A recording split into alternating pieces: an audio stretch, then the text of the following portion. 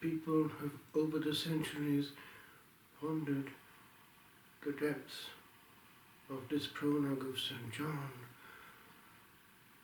What is meant by the word? St. Augustine analyzes to some extent the nature of the Trinity, though it is beyond him too. It seems that the Word is the self-understanding of the Eternal Father, but it is a person. And these two persons love each other with love divine, which is a toing and froing, itself personal, the Holy Ghost.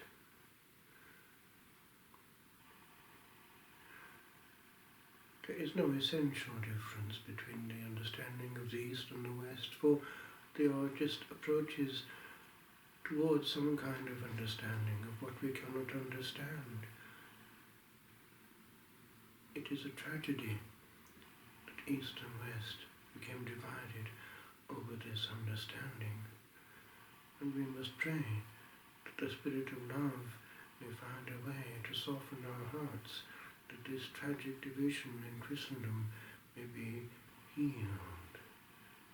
It is not the Father's will that his children be divided. With regard to what the Lord came to do, yes, the Word came to give the Word truth, self-revelation, guidance, but also he had to take on our flesh. The Fathers point out that he had to take on what had to be fixed, as we would say. And so the incarnation was total. While remaining God, he was fully man, and in that manner he could suffer to the utmost and redeem, put back where things had been. Glorious mankind made for a share in the life of the Trinity, but all lost through what happened in Eden. And so we have two realities: the light of truth coming through and the light of grace. The fullness of that grace comes through the sacramental system, God working on earth fully, but also in the clarity given to the mind. And in that we would do well to examine our conscience. Is that word fully heard? Is its dynamic fully exploited? In the years preceding the Second Vatican Council, on weekdays, much of the word was not heard, although people could have their missal. In the renewal, it was intended that be heard and heard well. But in a poor understanding of renewal, it was rushed, and it has not been fully applied.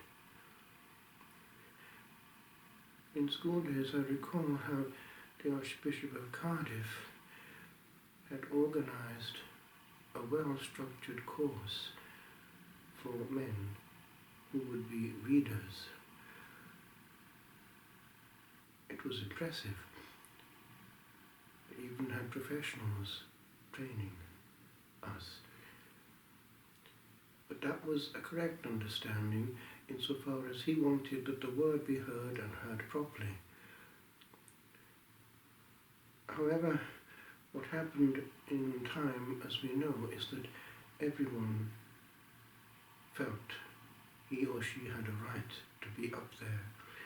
And now, as time has passed, we see that it is a free-for-all.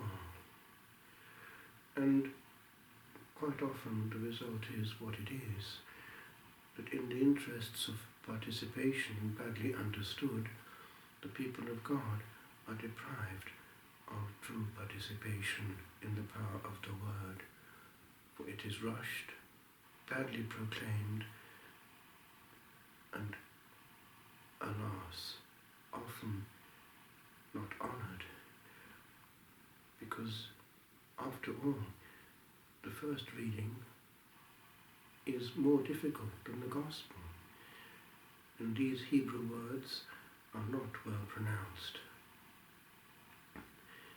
We need preparation, and moreover, the beauty of the present rite is not exploited in many places, for the psalm and the gospel acclamation are read and not sung, and the whole quite often is done in one fell swoop by the same person, without a break.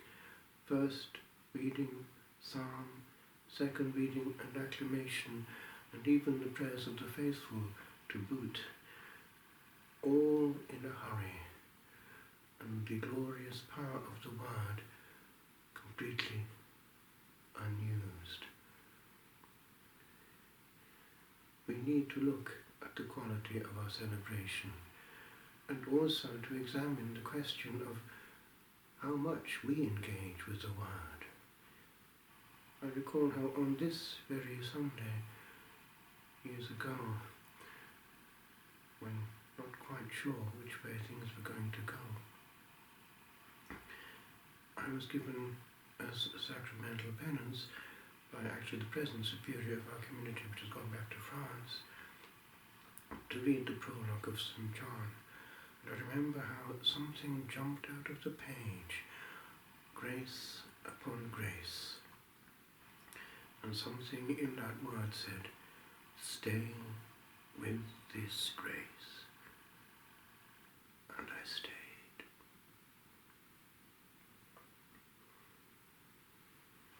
Of the Father's love begotten, ere the world began to be, He is Alpha and Omega, He the source, the end.